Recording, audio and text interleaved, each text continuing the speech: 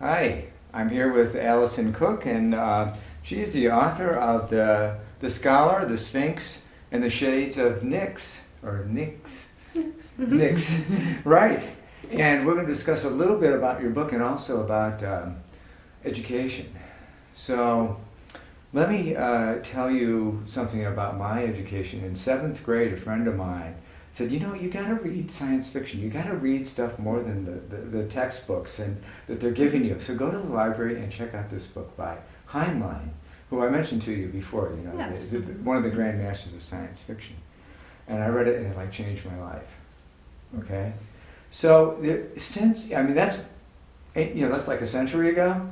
So. That's what books do. They did it then. They still do it now. They still do it now, and so. In your book, how do you see that fitting into the education of young people? How important is it for them to be exposed to and enjoy fiction like yours? Well, it's important that they develop a love of books, whatever kind of book it may be, because then that carries over into what they learn in education.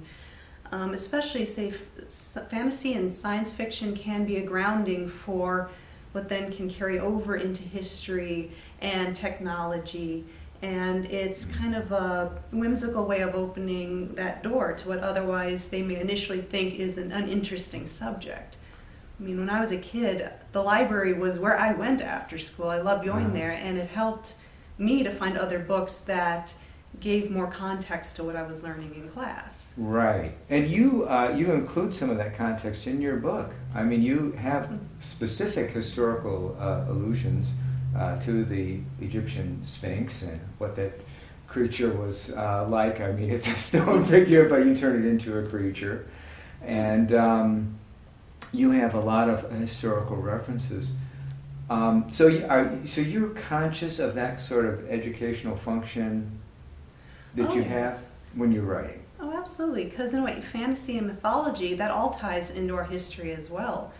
I mean, mythology is all about stories of how people explain things happening in nature, in their own lives. It helped them to better understand what was going on in the world around them. Later on, science would flesh that out into something more factual.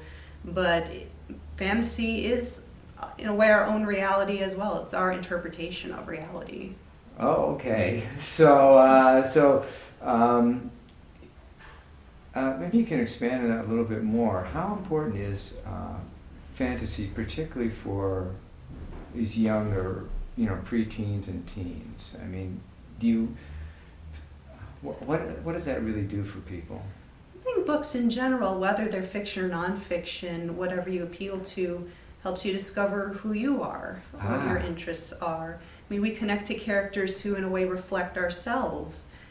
As writers, we put a little bit of ourselves into every character, and it's interesting, even as you go along, you discover things about yourself you may have forgotten or didn't even know, because the character brings out something, but it's you at the same time. Self-discovery. Okay, I like that. I like that. Now, another thing that I noticed about your book, and a lot of contemporary stories, and even the Heinlein one that I mentioned to you, Between Planets, by the way. Yes. Okay. Is that the hero or heroine is youngish, and they're separated from their parents.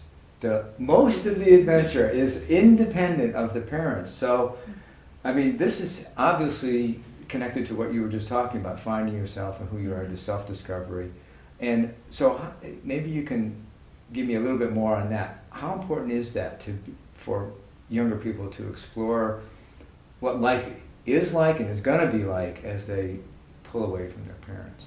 Oh, it's very important. I mean, as a kid, I even recognized in the movies I was watching, in stories I read, how often, like, orphans were the primary characters, were the protagonists, just not even having parents, which is a little odd, but it's something that eventually we all have to go through, and in a way, books are kind of a step towards that, because it's scary at first to be separated from the family. Right. So books are kind of even the fantasy ones are a way of saying it's okay. I mean, it's a big world out there, it's going to be scary, but you can handle it, whatever life throws at you. Right. And it's a subconscious way of letting younger readers know it is going to be okay. Wow. Okay.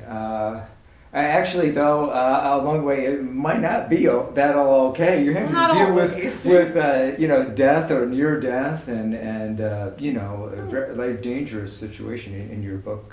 But you always overcome. You know, there will be Always. pain, Okay. there will be scariness, but in the end, you overcome and you keep going. Okay. So, instilling this is actually a virtue, confidence or courage. Yes, I mean, to face life is always courageous, Wow. no matter what Okay. step you're going I through. like it. All right. Well, that's great. Well, let's say goodbye to our viewers, and thanks to everyone for listening, and we'll see you next time. Bye.